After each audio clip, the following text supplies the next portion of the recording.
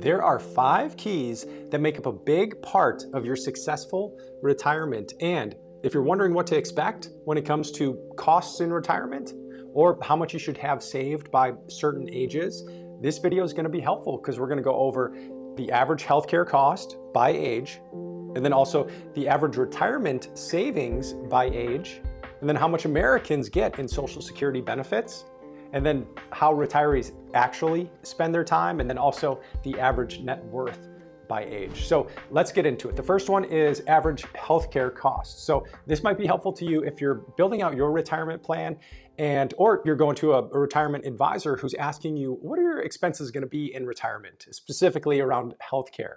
Oftentimes we see that clients' expenses trend down on things like clothing or housing or eating out and travel the older they get, but their healthcare expenses tend to increase.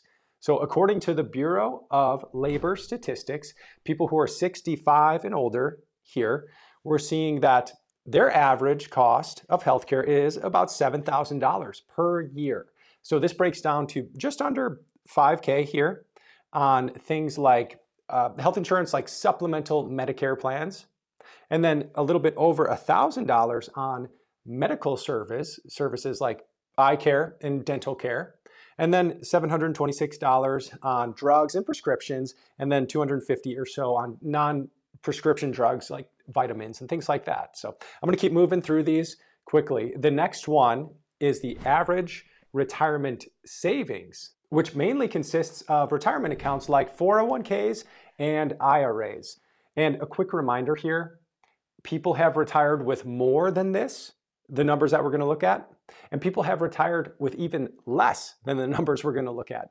And the financial industry, they've conditioned us to be fixated on the number or the nest egg, and that's important. That number is important, but a successful retirement, that really depends on the expenses and the cash flow, right? It's how much you need. And I'll include another video on how smart retirees plan this way, how they plan their retirement. I'll include that in the description below or at the end of this video. So don't let it get you down if you have less than the average retirement balance in these accounts. Okay, hopefully this motivates you to continue to build your retirement plan and the income plan and get more clear on the potential outcomes that you can experience in the future. You've got a lot to look forward to and work towards. So that's what this channel is all about. Now, the total household balance in retirement type accounts for those who are 65 and older is going to look like this. It's $407,000, right around there on average. And then also only 11% or 11 to 12% have balances of $1 million or more. And then about 5.7% have balances of $700 to $900 or $700,000 to $1 million. And one thing you'll notice here is that you can see 55 to 64-year-olds have a little bit more than 65 or older.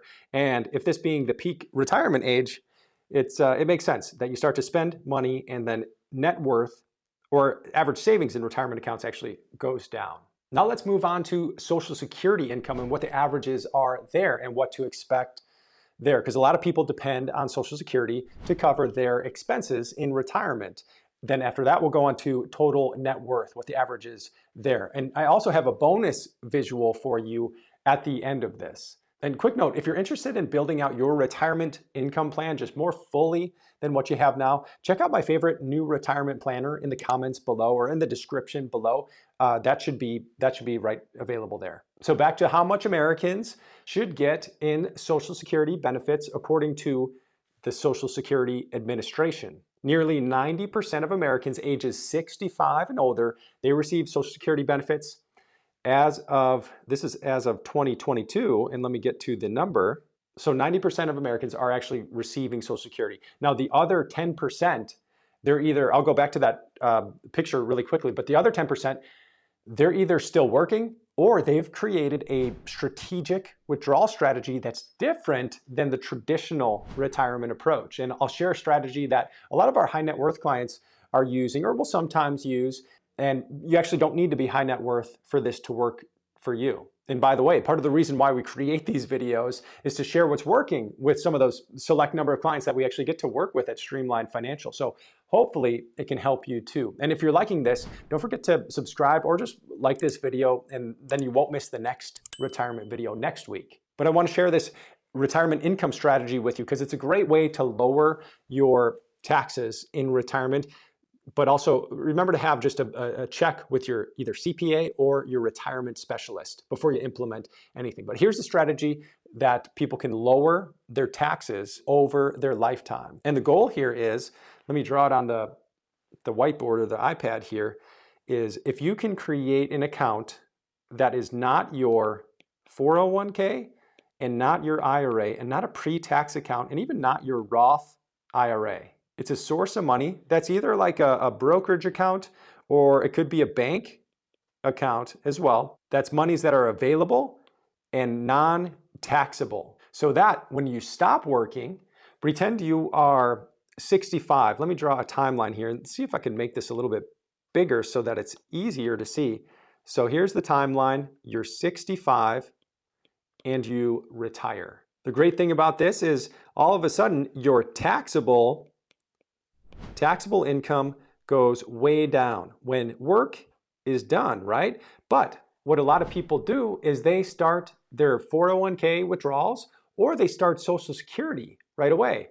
And what that does is all of a sudden taxable income starts to increase, right? Because Social Security is partly taxable, 401k is all taxable, or IRA is all taxable. But if we have a source that's not considered taxable income over here, you might be able to live off this for a few years and keep taxable income very low. So your actual taxable income, not quite zero, but would be very low. And what this allows you to do is possibly two things. Number one is if you have a brokerage account that has these big gains in them, say you've held a stock or an individual, a mutual fund or ETF, something for some time, and it's got a big gain in it, you might be able to sell a portion of that or all of that at a 0% taxable income. If this is getting your ears to perk up, I'll include another video at the end of this on this topic of how to get this tax advantage lower long-term capital gains rate in retirement. And I'll include that at the end of this video or in the description below. Now, the second possible benefit is this may allow you to do Roth conversions and pay tax at a lesser rate. So you've got a decision, right? The 65-year-old, you can, now at some point, this person hopefully is going to be 73 or 75, whenever RMDs will start. Right now, 73. They're going to be forced to take money out at some point in the future. Now, if their taxable rate here is very low, if their taxable income is very low between this period, this could be the Roth conversion sweet spot. This could be a point where you can actually take money out from here to here and pay less of a tax rate than what they would when they turn 73 or 75, when the government makes them take money out of their IRA. So I hope this is sinking in. Let me know in the comments, am I explaining this in the right way? Ask any questions below as well. I'll try to answer some of them or make another video on this as well. So if you have not started Social Security yet, it might be worth modeling this out in your plan and then also asking a retirement advisor to help you do this if you're working with one. But let's get back to the average Social Security. I kind of went off topic there on something that was important here, but average Social Security is here, let me write it out, $18.25 a month. But there's a wide range here. The highest benefit at full retirement age, that's full retirement age, 67, is $3,600, or actually $3,627 per month. And it goes as high as $4,500 per month for someone who waits until age 70. But just here for the average Social Security age is about $1,800 a month. So if you haven't started Social Security yet, remember, look at some of the strategies to optimize this because it could mean a few $1,000s over your lifetime. Sometimes it's tens of thousands of dollars just with Social Security optimization alone. And then next, we've got it's this interesting visual that shows how people actually spend their time in retirement, and then we'll get to the net worth of retirees. And then I won't forget that one bonus visual that I want to leave you with, which is really important to remember as you're either retired or getting close to retirement. So let me scroll down to the how people are spending their time. And maybe you saw the previous video on this one, but the things that stood out here are retirees might be spending 4.5 hours a day on watching TV, which is a lot higher than 10 years ago. And the sad part though here is they're spending less time on socializing and communicating, and then less time on volunteer activities and less time on religious services. That's concerning because those are the things that can really bring the most fulfillment in retirement. Those are the things that allow us to do the essential 3 C's in retirement. It's creativity, connection, and contribution. So between me and you, how about we focus on not being average in this area of how people are spending their time? Let's invest a little bit of time now to make sure that we see this return on life later. And I'm going to include a video of a few questions, these really journal prompts to write down. Hopefully you can find quiet time either Saturday or Sunday morning or whenever your quiet time is, and then answer some of these questions in this video either on the screen or I'll include in the description below. I'll have a long list of supplemental videos to look at below. And before I move on to the next one, which is net worth, let me just put this on the screen if you want to look at it or pause or screenshot, whatever you want to do.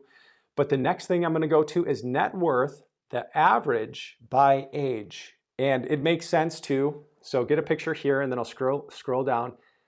The average net worth is the highest right before you'd expect, right before retirement, right before we start to spend money. And there's actually 2 numbers here. It's 2 things we have to talk about. The average balance is comprised of, really it's a few people with a lot of money. If you had 5 people and they had their average, or their how much they had in their net worth number here, there's a few people with a lot that really skews the numbers. So average sometimes isn't the best number to look at when we actually want to see the average.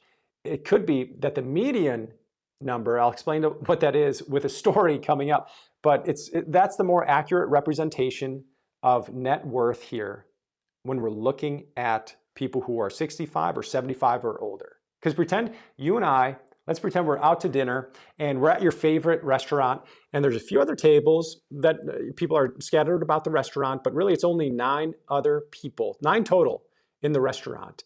And we did a game and we calculated our average net worth of those 9 people. And let's say it was $500,000. And that's what it was. All of a sudden, Warren Buffett walks into the restaurant and sits down and his net worth is $120 billion.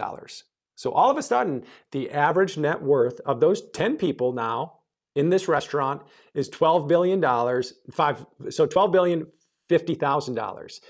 So you see what I'm getting at here? It's a little bit not accurate with what the real average is. So a more accurate number is the median, really the middle number of those 10 people. So here are the numbers from the Federal Reserve of people 65 to 74. The average net worth is over $1 million, $1.2 million. That's average. But the median here is 266,400. And I didn't put it up on the screen, but here it is quickly. This is the median net worth of 65 to 74.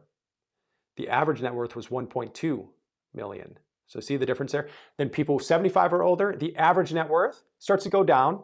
It's at 977K. That's not even on here. But the median for people 75 or more is 254K, because that makes sense. Net worth tends to peak at the time of retirement, and then people start to spend down their assets in retirement, which we should do. So what do we do with all this information? Number one is don't let these results make us either more overly confident because we're seeing our numbers way higher than the average. Remember, there's always optimizations you can do to make your retirement even better. And then number two is don't let these results get us down if we're feeling like, oh, why even try if we're way below these average or median numbers. There are a lot of people who have retired with less than these numbers we're looking at, and they're loving life. See if you can seek out those people. If you find someone, and again, you're not asking what their net worth or median net worth is or age or whatever. But if you can find people who are experiencing joy and they're experiencing, you just notice it, something different in retirement, ask them, see what their retirement's like. Why are they feeling this way? Here's the sneak peek. You might find that it has more to do with their mindset than it does with their dollars and how much they have in the bank. Mindset is the key. So here's the bonus visual here. This is from Carl Richards at Behavior Gap, and it's things that matter, things we can control. This is what we want to focus on, because as you think about it, the space out here of things we can't control, it seems infinite, but there's still things that we can influence the direction of. Things like using our creative mind and staying curious, or it's connecting with others, which is so crucial, or connecting with God in retirement, or contributing to other people's lives. If we can do this, there's a lot to look forward to, and your future is going to be even better than your past. If you agree with that, give this video a like, and then look for the videos in the description below, and look for some of these on the screen to go deeper into some of these concepts that we talked about, the financial and the non-financial. So I hope that was helpful. If it was, give it a like, and then I'll see you in the next video.